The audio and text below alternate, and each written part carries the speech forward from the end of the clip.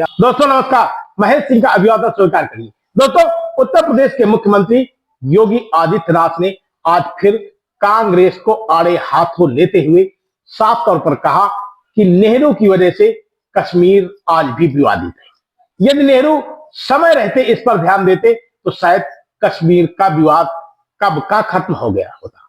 उन्होंने इस दौरान साफ तौर पर कहा कि सरदार वल्लभ भाई पटेल के योगदान को देश के वासी कभी भुला नहीं सकते हैं।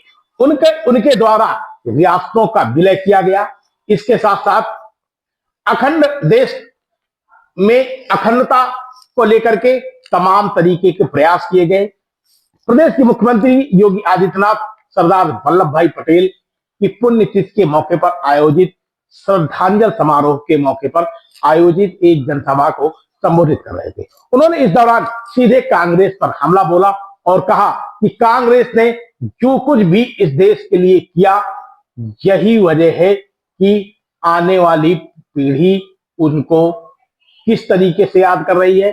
चाहे कश्मीर की समस्या हो या फिर कहीं की भी समस्या हो, बेरोजगारी की समस्या हो, विकास की समस्या हो या फिर हिंदुस्तान के बंटवारे की भी समस्या हो, हर मामले में नेहरू जिम्मेदार हैं। और सरदार पटेल जो चाहते थे वो नहीं हुआ, उसको पूरा करने के लिए आज के युवाओं को आगे आना चाहिए। स्वतंत्र भारत में भारत की व्यवस्था कैसे होनी चाहिए और कैसा भारत हमें चाहिए,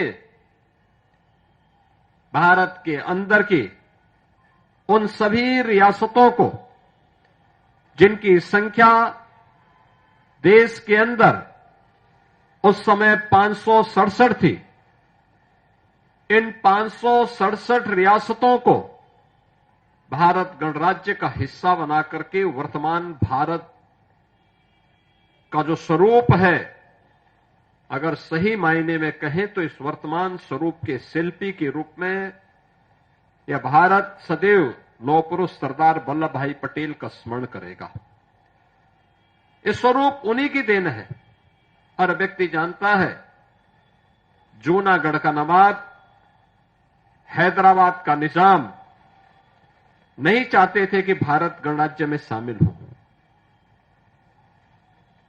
क्योंकि जब ये देश आजाद हो रहा था, टू नेशन थ्योरी को अंग्रेजों ने जब देश के अंदर लागू किया तो ब्रिटिश हुकूमत ने उस समय देशी रियासतों को इस बात की स्वतंत्रता दी कि वे भारत गणराज्य में शामिल होना चाहें या पाकिस्तान में या अपना स्वतंत्र अस्तित्व बनाए रखना चाहें, यह उनको स्वतंत्रता दी गई थी। भारत की सभी देशी रियासत भारत गणराज्य का हिस्सा बनने के लिए जितने भी हिंदू रियासतें थीं, उन्होंने भारत गणराज्य का हिस्सा बनने में सहमति व्यक्त की। जूनागढ़ का नवाब और हैदराबाद का निजाम मना कर दिया। जम्मू कश्मीर रियासत को कहां शामिल किया जाए, वह असमंजस की स्थिति में थे। तो पंडित जवाहरलाल नेहरू ने उसे अपने हाथों में लिया कि मैं इसके बारे में आगे पहल करूंगा।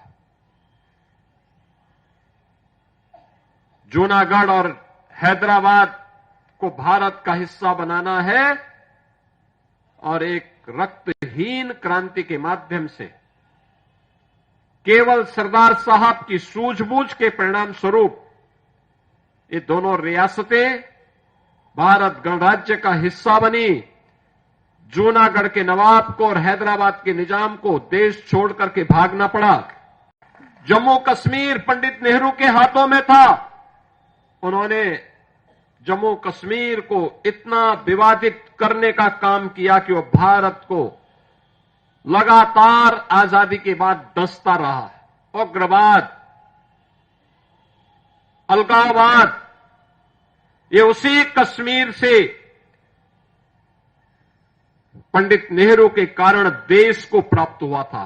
यह देश आभारी है प्रधानमंत्री मोदी जी का, जिन्होंने लौह पुरुष सरदार वल्लभ भाई पटेल और डॉक्टर श्यामा प्रसाद मुखर्जी के सपने को साकार करते हुए आज कश्मीर में धारा 370 समाप्त करके कश्मीर को भारत गणराज्य का अभिन्न हिस्सा बनाने के लिए एक देश में एक प्रधान, एक विधान और एक निशान के संकल्प को आगे बढ़ाया है। बहनों और भाइयों, भारत के अंदर अनेक गृह मंत्री के रूप में भारत के अंदर अनेक ऐसे कार्यक्रमों का शुभारंभ लौह पुरुष सरदार वल्लभ भाई पटेल ने किया था। चाहे वह सोमनाथ के मंदिर के पुनरुद्धार का कार्य हो, भारत के अंदर तमाम प्रकार के उन विवादों के समाधान का एक तंत्र विकसित करने का कार्य, भारत की प्रशासनिक सेवा को वर्तमान स्वरूप देने का कार्य, ये सभी लौह पुरुष सरदार वल्लभ भाई पटेल के कारण हो पाया। यह देश का दुर्भाग्य रहा जब लौह पुरुष सरदार वल्लभ भाई पटेल का यशस्वी नेतृत्व और लंबे कालखंड तक देश को प्राप्त होता। 15 दिसंबर 1950 को उनका नश्वर शरीर जवाब दे गया। उनकी भौतिक देह, उनका भौतिक नेतृत्व हमसे अलग हो गया, इस देश से अलग हो गया।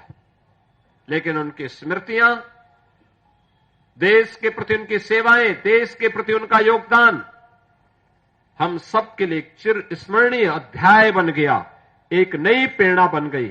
आप देख रहे हैं शपथ समाचार।